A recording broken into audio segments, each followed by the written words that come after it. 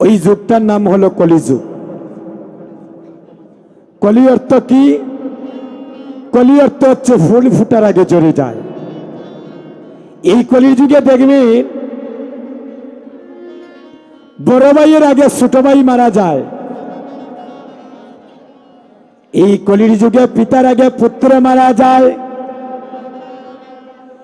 এই কলির যুগে মায়ের আগে মেয়ে মারা যায়। এই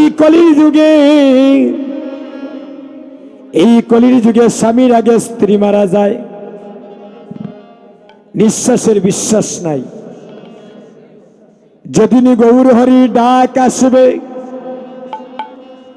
আপনি লন্ডনে, কানাডা, ফ্রান্স, সুইডেন, বাংলাদেশের যে কোনো প্রান্তে থাকেন, এই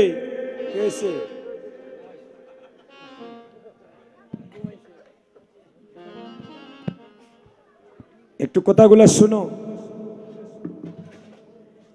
যে কথা শুনলে আজ না হয় 10 বছর পরে জীবনের একটি কাজে লাগতে পারে। অনেক কষ্ট ওর কীর্তন গাইতে, খুব ক্লান্ত দাদা, মহাপ্রভু জানি। আমাদের কণ্ঠ এত সকাল ভাঙে না, হঠাৎ ঠান্ডা লেগে গিয়েছে। প্রত্যেক দিন কীর্তন, আজকে প্রায় 17-18 দিন রে ভাই, প্রত্যেক দিন কীর্তন। আমরা তো মানুষ, একটু যদি তাল ছেড়ে বেতাল হয়ে যায়, ঘুম নাই, নিদ্রা নাই, অনেক সময় সমস্যা হয়। আগামীকাল ভারতে প্রায় 20 ঘন্টা গাড়ির জার্নিং আছে, কীর্তন যাব। প্রায় 20 ঘন্টা গাড়িতে থাকতে হবে ভারতে, আগামীকাল কীর্তন। এরপরে আবার আসবো বাংলাদেশে কীর্তন। পৌষ মাসে 11 তারিখের ভিতরে প্রায় কীর্তন আছে। পৌষ মাস নয়, বৈশাখ মাসে। এই যে কীর্তনগুলা করি একমাত্র আপনাদের আশীর্বাদে দাদা, আমার মা বাবার আশীর্বাদ, গুরু গোবিন্দের কৃপা ছাড়া দাদা সম্ভব নয়। তাই একটু কথাগুলা শুনেন। যে কথা শুনিলে আমাদের সবার মানব জীবনের কল্যাণে আসবে। এখানে যারা আমরা কীর্তনে এসেছি, আমরা না হয় রে ভাই কিছু ইন্টারেস্টে এসেছি, যেটা বাস্তব। কীর্তন শেষ, কমিটির দাদারা কিছু টাকা পয়সা দেবেন, চলে যাব। কে শুনলো না শুনলো সেই মন মানসিকতা নিয়ে আমরা কীর্তন করি না। 3 ঘন্টা কীর্তন করিয়া একটা ভাইকে যদি, একটা বোনকে যদি, একটা মায়ের চরণে যদি, একজন কৃষ্ণ ভক্তের বাবার চরণে যদি আমাদের যদি একটু আপনাদের কৃপা দৃষ্টি হয়, আর মহাপ্রভুর প্রতি যদি আপনাদের একটু কৃপা দৃষ্টি হয়, তবেই তো আমাদের কীর্তন করার সার্থক। এমন একটা যুগে জন্ম নিয়েছি, যখনই ভগবান ডাক দিবেন তখনই সবাই চলে যেতে হবে। এই কলির যুগে জন্ম নিয়া আমরা কৃষ্ণ চৈতন্য নাম বলিয়া আমরা সবাই অচৈতন্যের পথে ধাবিত হইয়াছি।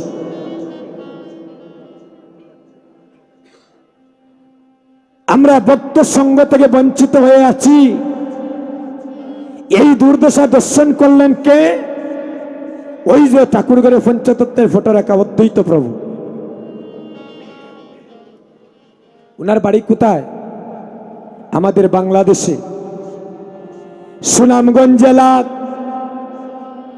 তাহিরপুর থানা, নবগ্রামে জন্মগ্রহণ করলেন। যার মায়ের নাম ছিল নবাদেবী আর পিতার নাম ছিল কূপের আচার্য। শাস্ত্রে বলছেন, এমন জীবন তুমি করো হে গঠন, আর মরিলে হাসিবে তুমি, কাঁদিবে ভুবন।